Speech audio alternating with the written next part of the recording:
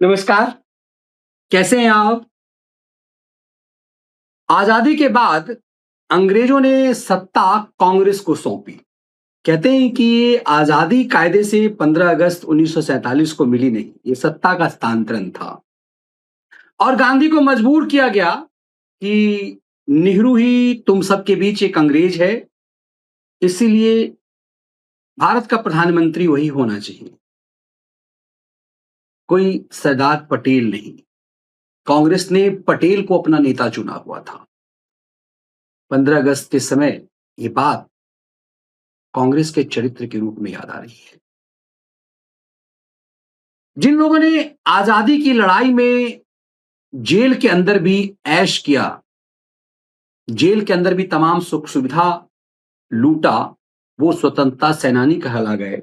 और सावरकर जैसे वीर जिनने काला पानी की सजा भुगती, उन्हें आजाद भारत में कांग्रेस ने माफी वीर साबित कर दिया। ये सब कुछ हो पाया इतिहास में चमचों की परवरिश की वजह से। आजाद भारत में नेहरू ने मौलाना आजाद को देश का शिक्षा मंत्री बनाया और वहीं से सब कुछ बदलता चला गया। रातों रात उन सब में बदलाव संभव भी नहीं है।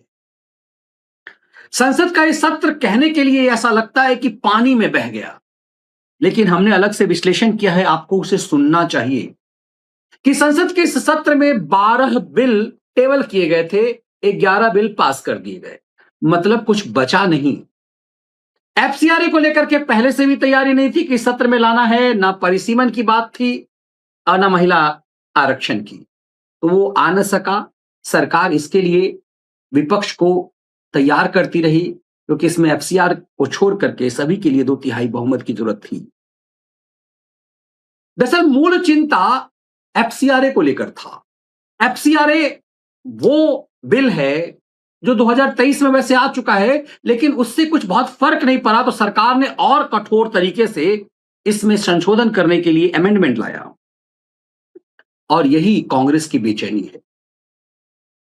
खुल करके दोनों भाई बहन ने कह दिया कि इसे हम जेपीसी में भेजने के लिए भी तैयार नहीं है, एफसीआरए हम लाने भी नहीं देंगे। वैसे शाह बताएंगे कि रोक तो तुम्हारा बाप भी नहीं पाएगा। ये मोदी और शाह स्टाइल ऑफ पॉलिटिक्स है। पिछले कई संसद के में जब अमित शाह बोलने उतरे तो क्या कुछ हुआ। इसीलिए राहुल गांधी ने तय कर लिया कि अब की बार अमित शाह को बोलने नहीं देंगे। अब सवाल यह है कि अमित शाह इस दौरान क्या कर रहे थे। इस दौरान अमित शाह एफसीआरए लाने के लिए, परिसीमन और महिला आरक्षण के लिए उस विपक्ष को मना रहे थे जिनका चरित्र कभी भी एनडीए के साथ जुड़ा नहीं। डीएमके, शरद पवार, अब तो उद्धव ठाकरे भी सेकुलर हो चुके हुए हैं। तो शाह जमीन तैयार कर रहे थे परिसीमन के लिए और महिला आरक्षण के लिए। दरअसल एफसीआरए पर वो तैयार तभी थे डीएमके वाले जब परिसीमन पर बात हो।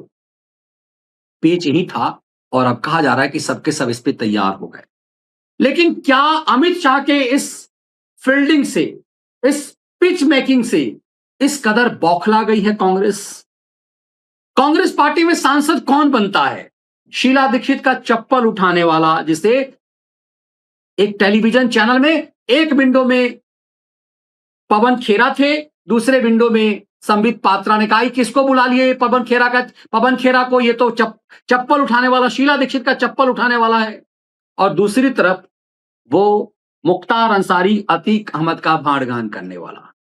कांग्रेस में लगातार चुनाव में पीछे से फर्स्ट करने वाला रणदीप सुरजेवाला राज्यसभा जाता है, प्रतापगढ़ी जाता है और खेड़ा जाता है।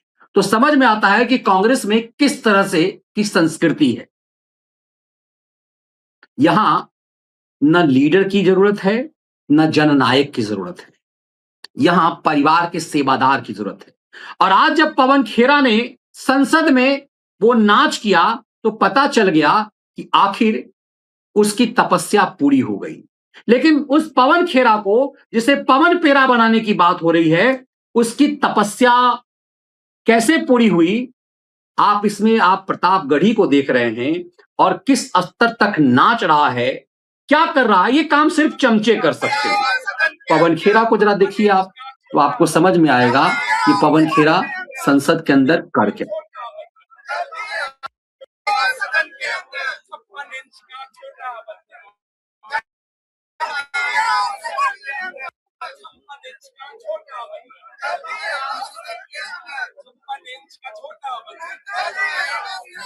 इसमें सबके सब वो हैं जिनमें ज्यादातर वही हैं सांसद, वो तेजस्वी यादव का संजय यादव है, ये सब के सब किस लेवल के हैं आप समझ सकते हैं। इस स्तर तक संसद के अंदर ये नौटंकी हुई और इस देश ने देखा कि भारत के प्रधानमंत्री के लिए किस स्तर तक गए। तो क्या भारत का प्रधानमंत्री भी इस स्तर तक, इनके स्तर तक जाए या इलाज कुछ और होगा? लेकिन बात यही नहीं हुई। खेरा चक्कर में है, कहां है? असम के जेल का चक्कर काटने की तैयारी में। अब रातों रात सब कुछ नहीं होता। पवन खेरा के ऊपर जो केस है, उस केस में असम पुलिस इसे 3 बार बुला चुकी हुई है। अब ट्रायल जब शुरू होगा उसके बाद पता चलेगा। ट्रायल व्यवस्था हमारे यहां ऐसी ही है। लेकिन ये पवन खेरा के साथ आपको याद होगा कि आज खड़गे ने भी नौटंकी की। अब खड़गे ने क्या किया? आज खड़गे रोना रोया दलित होने का। दलित होने का रोना रोया, आज उसे अपना दलित होना याद हुआ। दलित तो हिंदुओं में होता है, लेकिन इसने तो हिंदुओं के लेकर के खूब गाली गलौज इसके बेटे ने भी की है, इसने भी की है। अरे एक एक आज का दलित कब नहीं कब अब आज वंदे मातरम हो रहा है, खड़गे पूरा जनगण मन कांग्रेसी हो रहा टोपी है। पहन करके आए और रोना धोना क्या किया कि एक जगह पे हल्द्वानी में इसके लिए जाकर के किसी ने पूजा पाठ कर दिया, जहां पर ये गया था वहां धो धा कर दिया। अब कई बार मुझे लगता है ये किस तरह की राजनीति है, ये समझ से परे है। मान लीजिए कि आपने किसी का घर खरीदा, अब पूजा पाठ यदि किसी के घर, तो ये दलित होने का ढोंग करना शुरू कर दोगे तुम। मैं यदि किस घर खरीदूंगा किसी व्यक्ति से, तो साफ सफाई होगी, पॉलिश होगी, पेंटिंग होगी, यही होता है। आप यदि कोई नया घर खरीदते हैं, किसी व्यक्ति से यदि खरीदते हैं, तो आप क्या करते हैं? कोई उसमें रहा हुआ होता है तो आप उसका बहुत कुछ चेंज कर देते हैं। उसके बाद साफ सफाई करते हैं, पेंटिंग करते हैं, जो भी आपके पास क्षमता है उस हिसाब से आप करते हैं। उसके बाद सत्यनारायण भगवान का पूजा करते हैं, रुद्राभिषेक यदि संभव होता है तो रुद्राभिषेक करते हैं। इसका मतलब ये तो नहीं हुआ ना कि वो व्यक्ति जो इस घर में पहले रह रहा था, उसकी गंदगी के, उसकी जाति की वजह से आपने किया। हर कोई आता शुद्धिकरण करता है। अब अखिलेश यादव के घर में योगी आदित्यनाथ गए तो वहां सब कुछ साफ सफाई हुआ, गंगाजल से साफ किया गया। भाई नए घर में गए थे, कोई ऐसा व्यक्ति जो हर तरह का मांस मदिरा खाता है, वहां एक योगी जाएगा तो क्या करेगा? योगी की जगह कोई भी जाएगा तो उसकी साफ सफाई कराएगा। लेकिन अखिलेश क्या रोना रोए? हम पिछड़े हैं इसीलिए हमारे साथ ऐसा किया गया। ये विक्टिम कार्ड का खेल है। आज ये खेरा और बखेरा के साथ खड़गे, ये खड़गे को लोग काट का घोड़ा कहते हैं। अब सोचिए खड़गे की कांग्रेस में क्या हैसियत है। खड़गे बगल में सोनिया गांधी बैठती हैं तो कहता है कि मेरी मालकिन है, मेरी मालिक है, मैं किसी जयराम रमेश का चेला नहीं हूं, मैं इनका चेला हूं, मैं इनके आशीर्वाद पर हूं। कांग्रेस अध्यक्ष कह रहा है कि बगल में बैठी हुई सोनिया गांधी को यही मेरी मालकिन है, मैं इसके लिए करता हूं। तो समझ में आता है कि कांग्रेस का लेवल क्या है। इसीलिए आपने पवन खेरा में देखा कि पवन खेरा जो है वो जब नाच रहा है, जब वो जमुरियागिरी का नाच कर रहा है, वहां पर प्रतापगढ़ी है, वहां पर संजय यादव है, तेजस्वी यादव वाला, जिससे तेज प्रताप यादव कहता है कि ये विभीषण है। इस पूरे फ्रेम में आप देखेंगे तो आपको कोई एक ऐसा नेता नहीं नजर आएगा। और यहां जिस तरह की खड़गे जो खेल कर रहा है, इसकी औकात क्या थी? ये भागा भागा फिर रहा था जब पवन खेरा को पवन पेरा बनाने की बात असम के मुख्यमंत्री ने की और इसे दौड़ाया भी। लेकिन अब इन सब की जगह ये प्रतापगढ़ी, ये पवन खेरा, ये रणदीप सुरजेवाला, इस सब की जगह क्या संदीप दीक्षित ले रहा है क्या? दिल्ली के मावलंकर हॉल में आज जो हरकत संदीप दीक्षित ने की, जो भाषा का प्रयोग संदीप दीक्षित ने किया, ऐसा लग रहा है कि संदीप दीक्षित अब चमचागिरी के चरम पर पहुंचना चाहता है। लेकिन हम उस पे भी आएंगे, समझिए कि किसकी चमचागिरी करना चाहता है। आज मावलंकर हॉल में जो कार्यक्रम था, उस कार्यक्रम का जब समापन होने लगा तो किसी कार्यक्रम के समापन में आमतौर पे राष्ट्रीय गान बजता है, जनगण मन। कार्यक्रम समाप्त होने लगा, जनगण मन बज गया और यह आदमी जो संविधान का रोना रोता है, उसकी हरकतें आप देखेंगे। आयोजक कोई उससे वहां से कोई सवाल कर रहा है, ना उसे चिंता है राष्ट्रगान की और ना राहुल गांधी को है। हम बहुत बड़ा छोटा सा छंद सुनाएंगे क्योंकि उतना ही है, इसलिए पूरा राष्ट्रगान नहीं है, वरना आपको उठना पड़ जाए। ये शुरू होता है राष्ट्रगान। राष्ट्रगान में होता क्या है, शुरू होते ही आपको उठना पड़ता है, सावधान अवस्था में खड़े हो जाना पड़ता है। लेकिन इस आदमी को आप देखेंगे तो समझ में आएगा कि यह आदमी किस स्तर का है और इसीलिए यहां पर चापलूसी चमचागिरी के अलावा कोई नहीं है। कौन कौन बुलाए गए थे इस मंच पर? राहुल गांधी हैं। और राहुल गांधी जब कार्यक्रम समाप्त होने लगता है, इस आदमी को कुछ भी नहीं पता कि यहां राष्ट्रगान बजेगा। हाथ मिला रहा है और राष्ट्रगान शुरू हो चुका है और उसके बाद राष्ट्रगान को रोक दिया जाता है क्योंकि यह आदमी हरकत ऐसा कर रहा होता है। जरा सोचिएगा इस चीज को। राहुल जी एक सेकंड राहुल जी, एक आखिरी, राहुल जी बस एक बात मैं आपको बताना चाहता हूं। राहुल जी एक सेकंड राहुल जी अब सोचिए, जनगण मन बजने लगा और जनगण मन बजने लगा, फिर राहुल जी जो अनाउंसर है वो राहुल जी करने लगा और ये आदमी, इसे कोई फर्क नहीं पड़ रहा था। अंत में इसकी हरकतों को देख करके राष्ट्रगान को रोक दिया गया। अब आप सोचिए, इस परत दर परत समझिए कि इस आदमी को जवाब देने के लिए भारत के प्रधानमंत्री और भारत के गृह मंत्री पागल हो जाएं। जिस स्तर तक ये गया उसके लिए भारत का प्रधानमंत्री इस स्तर तक गिर जाए, भारत का गृह मंत्री क्या इस स्तर तक गिरे? मैं बार बार कहता हूं, इस देश में कानून है, मानसिक रूप से विक्षिप्त और पागल पे कोई कार्रवाई नहीं होती। एक व्यक्ति जो इस देश के किसी भी कानून का पालन नहीं करता, किस स्तर तक ये लोग गिरे? देश के प्रधानमंत्री के लिए जो भाषा है, देश के गृह मंत्री के लिए भाषा है, लेकिन संदीप दीक्षित ने जो बोला है वो आप चौंक जाएंगे। तब हम आपको अमित शाह का भी सुनाएंगे, क्यों कांग्रेस में चमचों बेलचों की इस कदर अहमियत है और क्यों ये पवन खेरा आज इस आदमी ने जो किया है, जो हरकतें की है, जरा उसको सुनिए पहले, उसके बाद हम संदीप दीक्षित पे भी आएंगे। इनको हम मतलब पागल कर देंगे। मैं आपको बता रहा हूं नरेंद्र मोदी रात को नहीं सोता है।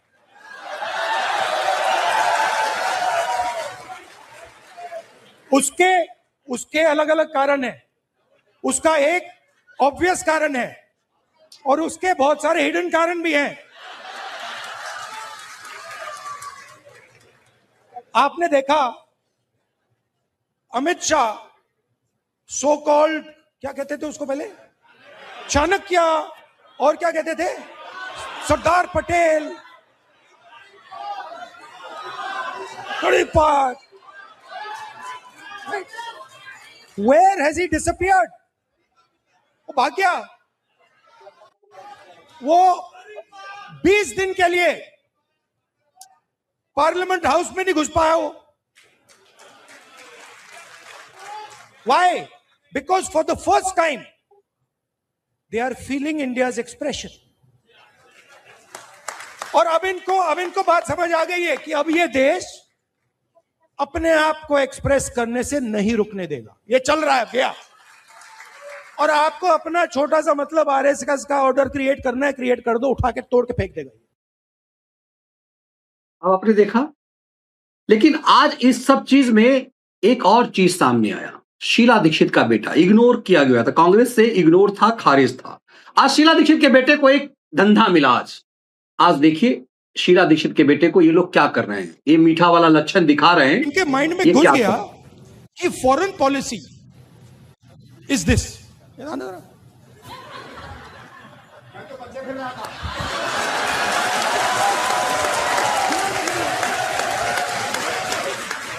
अब पता नहीं किसने डाला, कहां से घुसा कि भाई फॉरेन पॉलिसी का मतलब imagine the ignorance foreign policy. एक चीज पूछ सकता हूँ? हाँ, मिलनी समझ के तो नहीं पकड़ा था?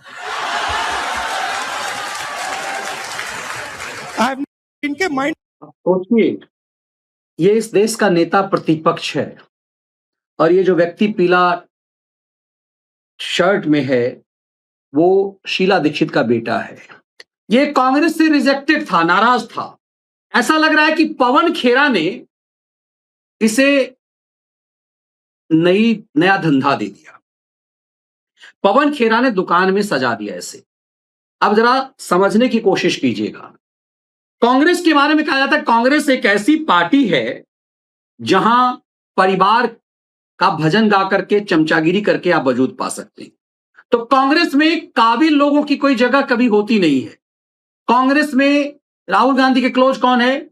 विधानसभा में 3-4 बार पीछे से फर्स्ट करने वाला रणदीप सुरजेवाला, उसे राज्यसभा भेज दिया गया। यह पवन खेरा, शीला दीक्षित का चप्पल उठाने वाला पवन खेरा, जिसे पवन खेरा के सामने में संबित पात्रा ने टेलीविजन चैनल में कहा था कि इसको कहां से बैठा लिए पवन खेरा, ये तो शीला दीक्षित का चप्पल उठाता था। अब शीला दीक्षित का बेटा का चप्पल भी उठाता होगा यदि चमचा उस ढंग का पारिवारिक सेवादार है तो शीला दीक्षित के बेटे को भी आज धंधा दे दिया कि भाई मालिक का सेवा करोगे, मालिक के स्तर पर उतरोगे। संदीप दीक्षित इस स्तर तक उतरेगा इसकी कल्पना नहीं थी। इसका मतलब है कि संदीप दीक्षित को क्या केसी वेणुगोपाल की जगह मिलेगी? केसी वेणुगोपाल आजकल साइड किया जा रहा है। केसी वेणुगोपाल को लगता था कि हम चमचा नंबर 1 हैं, तो वेणुगोपाल को चीफ मिनिस्टर बनने का सपना था, वो ध्वस्त हो गया। केसी वेणुगोपाल को कांग्रेस के जो चापलूस से चमचे हैं वो पसंद नहीं करते, क्योंकि दिल्ली के जो लुटियन दलाल हैं कांग्रेस के, वो वेणुगोपाल को पसंद नहीं करते भाषा की वजह से और उनको क्लोज नहीं होते थे। ये लोग चाह रहे हैं कि दिल्ली का कोई एक ऐसा चमचा जो है सेट हो जाए। तो क्या संदीप दीक्षित को केसी वेणुगोपाल की जगह सेट कर दिया गया है और इसके लिए पवन खेरा ने काम कर दिया? अब पवन खेरा को देखेंगे कि इसकी स्थिति ये हो गई है कि इसने दाढ़ी सफेद करना शुरू कर दिया है। चेहरे से आपको देखेंगे कि मानसिक रूप से विक्षिप्त हो गया है और जो भाषा का इस्तेमाल राहुल गांधी कर रहे हैं वो सामान्य व्यक्ति नहीं कर सकता। कहां घुसा, कहां निकला, मेलोनी में घुस, मतलब क्या लेवल है, समझ जाइए आप। ये भारत का विपक्ष कह रहा है तो सोचिए ये वीडियो इटली तक गया होगा। ये भारत के खिलाफ कितनी बड़ी साजिश है, समझ जाइए।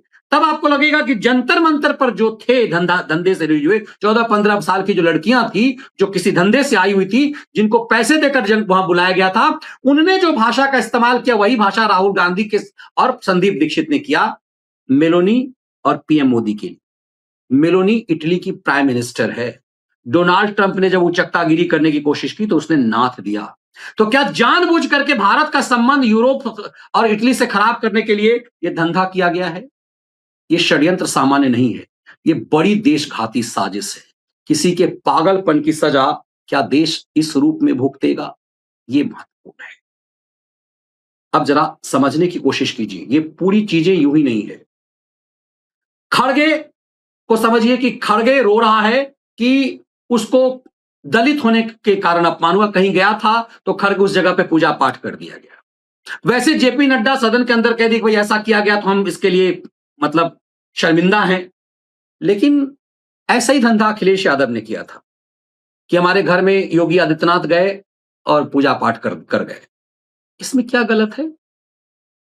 कहीं पर आप जाते हैं, वहां साफ सफाई यदि कोई पहले से रह रहा है, हम गंगाजल छींटते हैं। इसका मतलब यह नहीं कि वो रह रहा था इसलिए किया गया। हम वहां जा रहे हैं, हम नए तरह से शुद्धिकरण कर रहे हैं, भगवान वहां स्थापित करने की कोशिश कर रहे हैं। इसीलिए लोग सत्यनारायण भगवान का पूजा करते हैं। गृह प्रवेश के समय में गृह प्रवेश का पूजा होता है, रुद्राभिषेक लोग करते हैं। सनातन में जिनकी आस्था है, इस आदमी को तो सनातन में भी आस्था नहीं है। इसके बेटे ने क्या क्या नहीं कहा, इसने खुद क्या नहीं कहा। हिंदुओं को सांप है, पहले नाग सांप को मारने से पहले हिंदुओं को मार दो। आज ये रोना रो रहे हैं। तब इनके खेल को आपको समझ में आएगा। तब आपको समझ में आएगा कि दरअसल ये क्यों पगलाए हुए हैं, इन सबको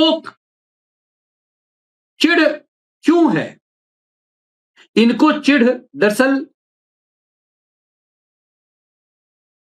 राष्ट्रगान भूल जाना, इन सबको चिढ़ किस बात को लेकर के, मानसिक रूप से विक्षिप्त किस लिए हो गए। ये मानसिक रूप से विक्षिप्त हो चुके हैं अमित शाह की वजह से। और इसीलिए तो तुम्हें पता है कि अमित शाह जानता है। आपकी मुंसफी से संसद नहीं चलेगी। मेरे आप बोलने का क्रम मैं तय करूंगा। इस तरह से नहीं चलेगी संसद। उनको धैर्य रखना चाहिए मेरा जवाब सुनने का। इनकी एक एक बात का जवाब मैं दूंगा, मगर मेरे भाषण का क्रम वो तय नहीं कर सकते, मैं करूंगा, क्योंकि मैं बोल रहा हूं। सर, ये आपने अगर अमित शाह जी का रिस्पॉन्स देखा तो ये कंप्लीटली डिफेंसिव रिस्पॉन्स है। सुनो ना, दो बड़े बोलते हैं तब बीच में नहीं बोलते। ये घबराया हुआ रिस्पॉन्स है, ये डरा हुआ रिस्पॉन्स है। अब सुनिए पूरी बात, प्लीज मानिए। नो, सच्चा रिस्पॉन्स नहीं है। आपके चेहरे पर चिंता की लकीरें मैं देख रहा हूँ कि मैं क्या बोलूंगा। मैं उनके उत्साह में नहीं आऊंगा, मैं मेरे विषय पर बोलूंगा। हम भी विपक्ष में बैठे, हम चुनाव जितने जीते हैं इससे ज्यादा हारे हैं। हम लोगों का तो एक प्रकार से पौना जिंदगी ही विपक्ष में ही चला गया, चाहे राज्य हो या केंद्र हो। कई चुनाव हमारे, हमने चुनाव आयुक्त और चुनाव आयोग पर कभी आरोप नहीं लगाया। इन्होंने कहा कि वोट चोरी से जीते, वोट चोरी से नहीं जीते। आपने सर्जिकल स्ट्राइक का विरोध किया इसलिए हम जीते, आपने एयर स्ट्राइक का विरोध किया इसलिए जीते, आपने 370 हटाने का विरोध किया इसलिए जीते हैं, आपने राम मंदिर बनाने का विरोध किया इसलिए जीते हैं, आपने घुसपैठियों को हटाने का विरोध किया इसलिए जीते हैं, आपने सीएए का विरोध किया इसलिए हम जीते हैं, आपने ट्रिपल तलाक हटाने का विरोध किया इसलिए जीते हैं, और आप वन नेशन वन इलेक्शन का विरोध कर रहे हो इसलिए हम फिर से जीते। दादा, आप बीमार हो मैं समझ रहा हूं, मगर बीमार ज्यादा हो तो घर पे रहा करो, यहाँ सदन का माहौल मत बिगाड़िए। क्या कोई भी देश का लोकतंत्र सुरक्षित रह सकता है जब देश का प्रधानमंत्री और राज्य का मुख्यमंत्री कौन हो वो घुसपैठिए तय करेंगे? तो मोदी जी को भी सब लोगों ने प्रधानमंत्री बनाया भाई, आपकी कृपा से नहीं बने हैं। क्या इस देश में कोई कानून बना है कि आरएसएस की विचारधारा वाले हैं उनको कोई महत्वपूर्ण? अरे इस देश का प्रधानमंत्री आरएसएस की विचारधारा वाला है, इस देश का गृह मंत्री आरएसएस की विचारधारा वाला है, और जनादेश से बनकर आए, आपकी कृपा से बनकर नहीं आए। देश के लिए मरना ही आरएसएस की विचारधारा, देश को समृद्धि के परम शिखर पर ले जाना ही आरएसएस की विचारधारा, देश की संस्कृति का झंडा बुलंद करना ही आरएसएस की विचारधारा। Let us have a debate on my press conference. Let us go. Let us have very good idea. Let us have a debate on my press conference. अरे सुनो ना, क्यों जल्दबाजी करते हो मानिकम? हरियाणा में दोनों चुनाव में वोट कैसे दे? प्लीज ये भी जवाब दे दीजिए। मान्यवर, वोट चोरी का प्रोग्राम बचा, जो 3 प्रेस कॉन्फ्रेंस, एक सादा प्रेस कॉन्फ्रेंस, एक एटम बम वाला प्रेस कॉन्फ्रेंस, एक परमाणु बम वाला, ये तीनों में क्या हुआ इसके सारे जवाब मेरे पास है। वोट चोरी कह रहे हो मान्यवर, वोट चोरी किसको कहते हैं वो मैं बताना चाहता हूँ। और हमारे यहाँ कुछ परिवार ऐसे हैं जो पुश्तैनी वोट चोरी करते। राहुल गांधी जी ने 5 नवंबर 2025 को एक प्रेस कॉन्फ्रेंस में परमाणु बम फोड़ा। अब वो परमाणु बम के अंदर उन्होंने कहा कि हरियाणा में एक ही घर में 501 वोट पड़ गए। चुनाव आयोग ने इतनी स्पष्टता करी कि हाउस नंबर 265 कोई छोटा मकान नहीं है, बस रहे, मगर वहां हर परिवार के घर का नंबर नहीं दिया गया है, इसलिए सब जगह हाउस नंबर 501 दिया गया। पर एक परिवार की तो 3 पीढ़ियां साथ में रह सकती है, और पुराने नंबर से ही जब हरियाणा में कांग्रेस की सरकार चुनी गई तब से ये नंबर इसी तरह से चल रहा है।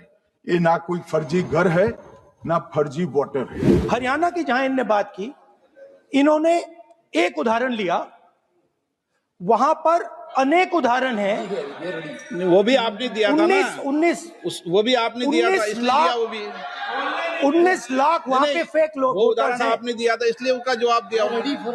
और ये भी हमें बता दीजिए, हिंदुस्तान के इतिहास में पहली बार डिसीजन लिया गया कि इलेक्शन कमिश्नर्स को फुल फुल इम्यूनिटी दी जाएगी। इसके पीछे जो थिंकिंग थी वो हमें सबसे पहले बताएं। मैं जवाब दूंगा इम्यूनिटी का, मगर ये इम्यूनिटी जो श्रीमती गांधी ने दी थी इसके लिए आपका क्या कहना है? परंतु श्रीमती गांधी ने तो अपने आप को इम्यूनिटी दी थी। और मानने वाले तो इतिहास है, कौन जुटला सकता है? इनको कोई पढ़ाता नहीं है इतिहास, ये तो इतिहास है, सर्वोच्च अदालत और संसद के रिकॉर्ड में रखा हुआ इतिहास है। इसके खिलाफ लल्लन सिंह जैसे कितने लोग पूरा जीवन लड़े बिहार में, इमरजेंसी के खिलाफ जेल में गए। पूरा उनका 55 साल प्रधानमंत्री जी ने ही चुनाव आयुक्त को नियुक्त किया, तब तक कोई सवाल नहीं था। और नरेंद्र मोदी करते हैं तो उन पर सवाल उठाते हैं। कांग्रेस पार्टी ने ही ये परंपरा बनाई थी, कानून भी कांग्रेस पार्टी ने बनाया था। मगर आज आरोप करना है इसलिए आपने चुनाव चोरी कर लिया, चुनाव चोरी कर लिया, चुनाव चोरी के कहने से कुछ नहीं होता। जनता हमको सुनती है भाई, और हम जवाब भी देते। केस हारते हैं तो जज पर आरोप कर देते हैं, चुनाव हारते हैं तो ईवीएम पर आरोप करते हैं। ईवीएम की दलील अब गले नहीं उतरती तो वोट चोरी का मुद्दा लेकर आए। वोट चोरी का मुद्दा लेकर पूरा बिहार में यात्रा निकाली, फिर भी हार गए। अब हारने का कारण आपका नेतृत्व है, ये हारने का कारण ईवीएम और मतदाता सूची नहीं। अगर मतदाता सूची करेक्ट है तो क्यों शपथ लिया, क्यों चुनाव लड़ा? अब बताइए देश की जनता को। आप लोग यहाँ कैसे पहुंचे? ये वोट चोरी करते रहे, घुसपैठिया बचाओ यात्रा निकाली और बिहार में 2/3 बहुमत से हम जीते। एसआईआर का विरोध करोगे तो बिहार की जगह बंगाल और तमिलनाडु में भी साफ। एसआईआर क्या है? ये लोग जो कहते हैं इलेक्शन कमीशन कैसे तय करेगा, और ये हमारा निर्णय नहीं है, कि सर्वोच्च अदालत का निर्णय है और हम सब भारत की सर्वोच्च अदालत के निर्णय से बंधे हुए। देश के अंदर चुनाव न जीते तो चुनाव आयोग को बदनाम करो, चुनाव प्रक्रिया को बदनाम करो, मतदाता सूची को बदनाम करो, ये हमारे लोकतंत्र का भला नहीं करेगा। इनको अब अगर प्रेस में कोई पत्रकार उनको पसंद ना आए ऐसा सवाल पूछते हैं तो तुम बीजेपी के एजेंट हो ऐसा कहते हैं। मगर आप अगर ऐसा मानते हो कि लोकतंत्र में आपको पसंद सवाल पत्रकार पूछे तो इमरजेंसी नहीं है। अगर ये मानते हैं कि इनको कोई पूछने वाला नहीं है, भगवान करे मैं गलत पड़ जाऊं, कांग्रेस के कार्यकर्ता इनका हिसाब मांगेंगे। एक दिन कांग्रेस के कार्यकर्ता इनका हिसाब मांगेंगे। कितने कांग्रेस के कार्यकर्ता इससे एक दिन हिसाब मांगेंगे। राहुल गांधी जिस स्तर तक चले गए हैं, अब पहले तो विपक्ष को सोचना चाहिए कि ये व्यक्ति क्या नेता प्रतिपक्ष के लायक है। मैंने अमित शाह के क्लिप आपको इसलिए सुनाया कि राहुल गांधी इसी अमित शाह से भागते रहे। अमित शाह का संसद के अंदर दिया गया हर भाषण उनके पिछले भाषण से ज्यादा धारदार तीखा प्रहार रख रहा है। इन्हें पता था कि अमित शाह अब की बार यदि बोलेगा संसद में तो इनकी लंका लगा देगा, इसीलिए इन्होंने पूरा उत्पात कर दिया कि शाह सदन में ना बोल सके। हमने आपको इसीलिए सुनाया, इसको आगाह किया गया था कि तुम्हारा बिहार में जो तुम्हारी दुर्गति हुई वैसी ही दुर्गति तुम्हारी बंगाल में होगी, और बंगाल में वही दुर्गति हुई।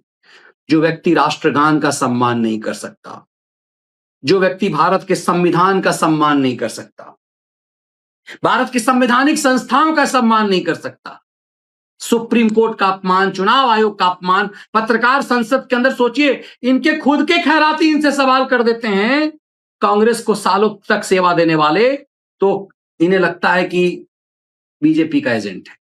अमित शाह ने वही याद दिलाया और अंत में कह दिया कि तुम्हें तुम्हारे कांग्रेस कार्यकर्ता ही एक दिन दौड़ा दौड़ा कर मारेंगे।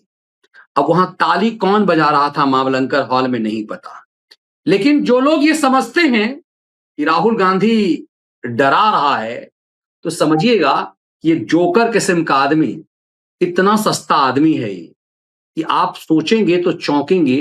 ये तो 2014 से ही कह रहा है, 2014 से कह रहा है नरेंद्र मोदी का गुब्बारा फूट गया है। ये भाई तो सपना 2014 से ही देख रहा है अपना सपना, और रौंद रहे हैं नरेंद्र मोदी। तो पागलों को कब तक जवाब दिया जाएगा? जरा इस आदमी का 2026 में भी कहा गुब्बारा फूट गया है, गुब्बारे में से संसद के गैस तलक। अब लास्ट मिनट वो उसमें फिर कब से से गैस बोल भरने रहा की हूँ। कोशिश कर रहे हैं, बट गुब्बारा फट गया है। Narendra Modi is like God, गुब्बारा बना रखा है, हजारों करोड़ रुपए लगे हैं उसमें सस्टेन करने के लिए, उसमें हवा भरनी पड़ती है रोज, आप लोगों का भी प्रयोग होता है, बट इनको बात समझ नहीं आ रही है।